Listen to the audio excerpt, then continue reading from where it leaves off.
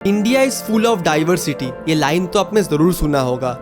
पर इंडिया सिर्फ geography, religion और कल्चर से ही डाइवर्स नहीं है, मोरालिटी से भी है। जहाँ एयर पॉल्यूशन तो एवरेज IQ से ज्यादा है, पर लोगों को कोई फिक्र ही नहीं है। जहाँ लोग नदी को तो भगवान मानते हैं, पर उस नदी में ही टॉक्सिक वेस्ट डंप कर देते हैं। जहाँ भारत को तो हम लोग अपनी माँ कहते हैं, पर उस भारत को ही हम लोग कूड़े और कचरे की पहाड़ से ढक रहे हैं। इंडियाज गॉट लेटेंट पर डार्क कॉमेडी के नाम पर रणवीर अलाहाबादिया और अपूर्वा माखीजा ने जो भी कॉमेंट किया उसे तो आप जरूर सुन ही चुके होंगे। तो चलिए आज मैं आप लोगों को एक एवरेज इंडियन के मोरल डिलेमा को दिखाता हूँ, जिससे लोग कहते कुछ है और करते कुछ है। हमारा देश औरत को तो देवी मानता है, वहीं पर इंडिया में हर एक घंटे में 3 रेप केसेस रिपोर्ट किए जाते हैं। खाना और ग्रोसरी तो कुछ मिनट्स में पहुंच जाता है, वहीं पर कोर्ट में केसेस सालों साल तक चलते हैं। कई बार लोगों को न्याय मिलने से पहले वही खुद चल बसते हैं। RG Kar case, Atul Subhash case, Pune Porsche case, Manipur, इन सब के बारे में लोग भूल ही चुके हैं।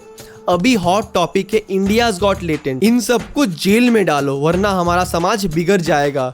दिन भर यही सभी चल रहा है न्यूज चैनल्स में, पार्लियामेंट में भी इसके बारे में बात हो रहा है। पर क्यों?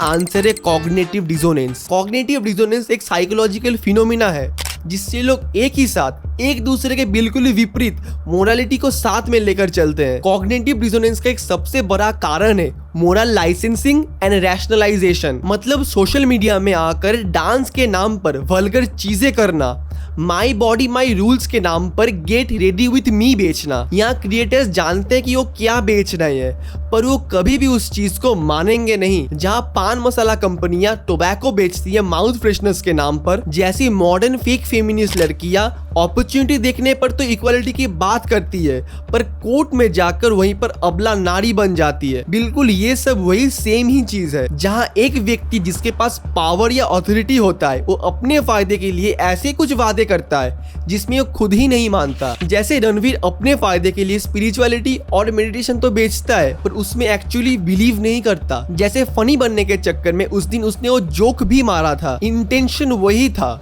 जो इंटेंशन उन लोगों में होता है जो शास्त्रों में उतना ज्यादा मानते तो नहीं है, पर धार्मिक जगहों पर जाकर अटेंशन पाने के लिए रील जरूर बनाते हैं, या फिर एक्सपोजिंग कपड़े पहनकर कहीं पर भी चले जाना, या फिर तीर्थ स्थान में नहाना।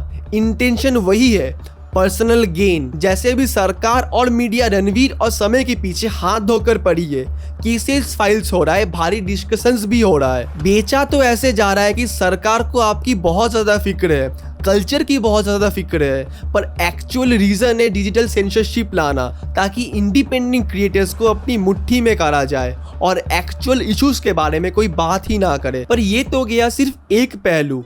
कॉग्निटिव डिसोनेंस का एक दूसरा बड़ा कारण है social conformity and effort justification. इसका सबसे बड़ा एग्जाम्पल है बिहार, जहाँ एक तरफ तो बिहार में लोग बहुत ज्यादा धार्मिक है, वहीं पर भोजपुरी गाने में भर भर कर अश्लीलता बेची जाती है। जहाँ एक मर्द पब्लिकली ये तो कहता है कि रील्स में नाचने वाली लड़कियां और ओनली फैंस की मॉडल समाज को खराब कर रही है, वहीं पर वही खुद उस कंटेंट को कंज्यूम करता है और कमेंट भी करता है। दूसरों के सामने तो प्रभु श्री राम का धर्म की बातें करता है, पर वहीं पर एक क्रिएटर के कहने पर उसकी आर्मी बनकर लोगों को गंदी गंदी गालियां देता है और पिक्चर में मॉर्फ करता है। कुंभ में जाकर नहाकर अपना पाप तो धोना चाहता है, वहीं पर ट्रेन में जगह न मिलने के कारण तोड़ फोड़ भी करता है। मतलब एक इंसान अपने आप को तो समाज में एक हाईली मोरल इंसान दिखाता है, पर असल में उतना है नहीं। चलो आखिर में मैं आपको एक कहानी सुनाता हूँ। एक बच्चा है जो होमवर्क करके नहीं लाता है और टीचर भी भूल जाती है। क्लास का टॉपर बच्चा टीचर को होमवर्क के लिए याद दिला देता है।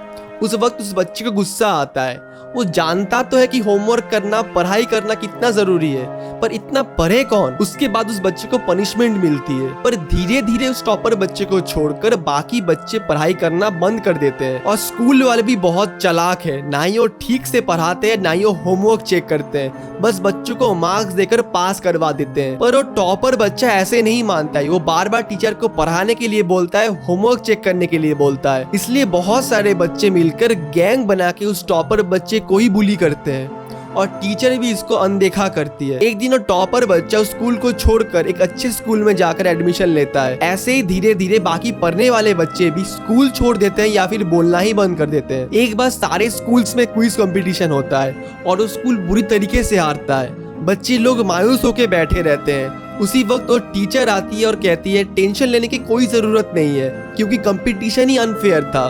और बच्चे लोग खुश हो जाते हैं और कहते हैं हमारा स्कूल ही बेस्ट है। अगर आपको मेरी वीडियो से कुछ भी सीखने को मिला है या फिर मेरी कहानी थोड़ी पसंद आई है तो जरूर मुझे सब्सक्राइब कीजिए, और हो सके तो इस वीडियो को शेयर भी कीजिए।